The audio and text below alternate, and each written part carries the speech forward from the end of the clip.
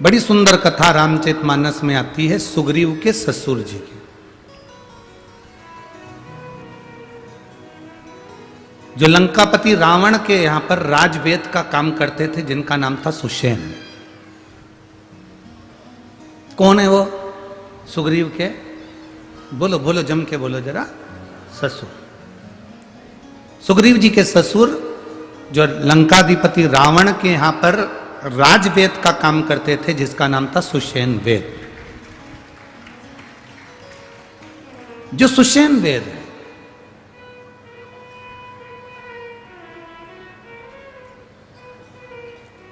ये इतना विचित्र वेद था। सुग्रीव जी के जो ससुर जी थे सुषेण वेद, लंकाधिपति रावण के जो राजवेद थे सुषेण वेद, ये इतने विद्वान थे, इतने विद्वान, जिन्होंने लक्ष्मण जी को जीवित किया था। कथा तो आप लोगों ने सुनी होगी ना रामायण की। जब शक्ति लग गई, मेघनाथ ने शक्ति मार दी और लक्ष्मण मूर्छित हो गए, हनुमान जी बूटी लेकर आए और फिर वो दिया। ये सुषेण वेद के कहने पर गए थे। सुग्रीव के ससुर हैं सुषेण वेद। ये बड़े विचित्र वेद है। कहते हैं देवलोक में भी अगर कोई बीमार पड़ जावे, पूरे मृत्यु लोक में अगर किसी को रोग हो जावे, तो सुषेण वेद से बड़ा कोई वेद नहीं था। इतना विचित्र वेद था। डॉक्टर तो सभी होते हैं, पर कोई कोई डॉक्टर ऐसा होता है जिसका नाम बड़ा प्रसिद्ध होता है, बड़ा प्रसिद्ध। वहां चले जाओ, वो डॉक्टर से मिल लेना, उनकी तो दवाई बड़ी कामगार है और अच्छा कर देते। कई लोग हंसी हंसी में कह देते हैं, अगर तुमको तकलीफ है शिव महापुराण की कथा में चले जाओ, बैठकर कथा सुनोगे, 5 दिन में जब वापिस आओगे तब हमको बताना कि तुम्हारा स्वास्थ्य कैसा है। कई लोगों को तो ये भी डॉक्टर की वेद की दवा लगती है। सुषेण वेद बड़े प्रसिद्ध वेद थे। लंकाधिपति रावण का जो राजवेद हो, जिसके यहां पर ग्रह बंधन में पड़े हों, देवताओं भी बंधन में पड़े हों, ऐसे लंकाधिपति रावण का कोई वेद कोई साधारण नहीं हो सकता। सुग्रीव के ससुर उनके यहां वेद थे। एक बार रावण के मन में भाव उत्पन्न हुआ कि ये सुषेण वेद ऐसा कैसी औषधि बनाता है, ऐसे कैसे दवाई बनाता है कि दवाई तुरंत असर कर जाती है।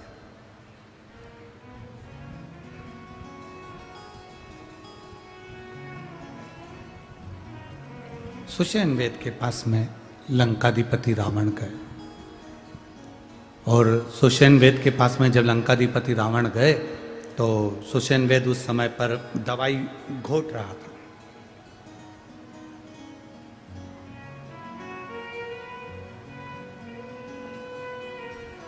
सुषेण वेद का एक नियम था, जितनी देर दवाई घोटता था उतनी देर शंकर का नाम जपता था, शिव के नाम का उच्चारण करता था, शिव के नाम का स्मरण करता था। यहां तक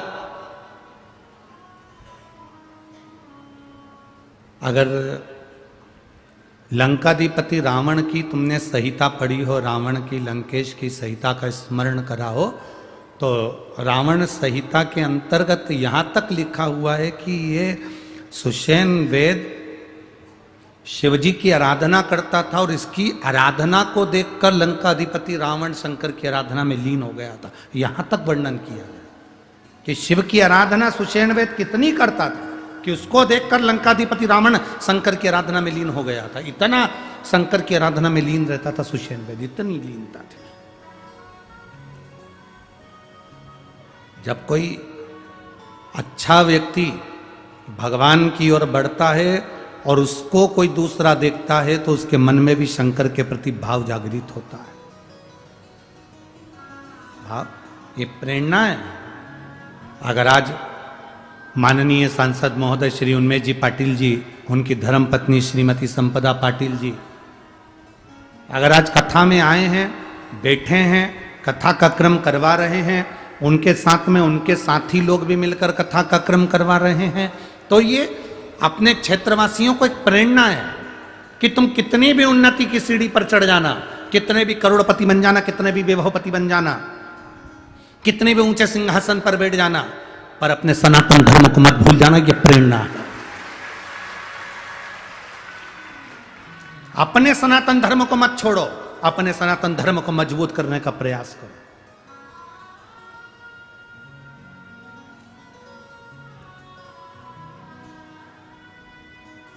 कल हमने कथा में कहा था, लोग कहते हैं हिंदू राष्ट्र बनाना, हम कहते हैं पहले अपने शरीर को हिंदू बनाने का प्रयास करो। इस शरीर को, परिवार को इतना मजबूत कर दो तो हिंदू राष्ट्र बनने में देरी नहीं लगेगी। हम हिंदू राष्ट्र बनाने के साथ में अपने शरीर को हिंदू ना बना पाए तो क्या?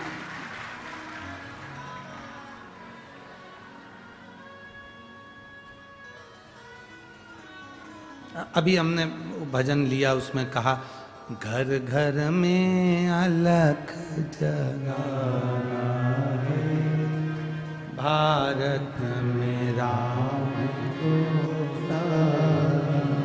हमने ये नहीं कहा कि अवध में राम को लाना।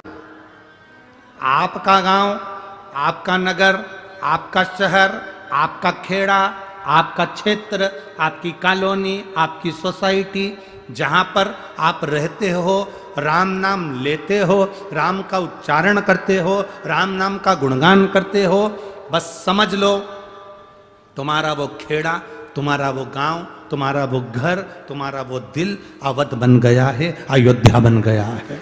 फिर हमें नहीं भटका।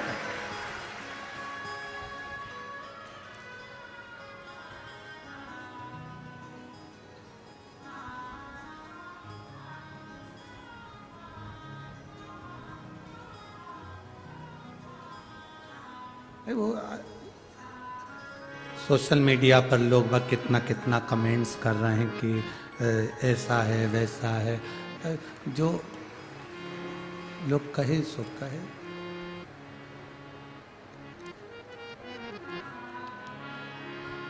बोलने वाले बोलते रहेंगे। आग लगे बस्ती में, जम के बोलो जरा, आग लगे बस्ती में, बोल बम का नारा है। इतना विचित्र है, ले दे के लोग उसके पीछे पड़ जाते हैं, मोदी के पीछे।